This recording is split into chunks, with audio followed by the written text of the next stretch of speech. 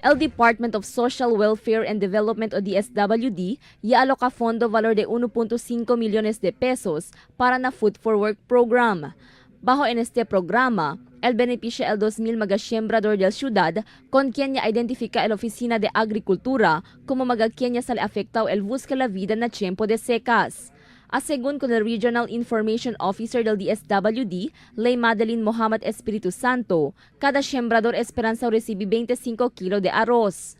Este el incluye magasiembrador del 6 distrito del ciudad de Zamboanga. So the DSWD Regional Office has allocated 1.5 million pesos for Food for Work program for our additional 2,000 farmers. So this is on top of the 3,000 farmers kaya man identify kita last time for the Cash for Work también. So este additional sa kita dalikan na 2,000 farmers, 25 kilos rice per farmer. Según na DSWD, este programa na kolaborasyon con el Oficina de Agricultura, quien na identifica con magasiembrador.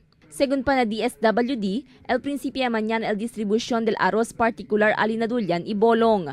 Siguiente el otros barangay na ciudad, donde mismo el personal del DSWD y Oficina de Agricultura amo el quien anda na magabarangay para distribuhi arroz. LDSWD together with OCA anda na mga barangays na 2 barangay para distribuhi ko na este mag-aaros.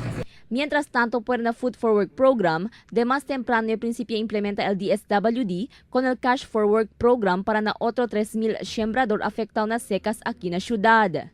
Na-update desde el DSWD, Esperanza termina el trabajo del segundo batch esta semana y el segunda ya el proceso del sueldo de mga beneficiario. Crystal Almonia, Dateline Zamboanga.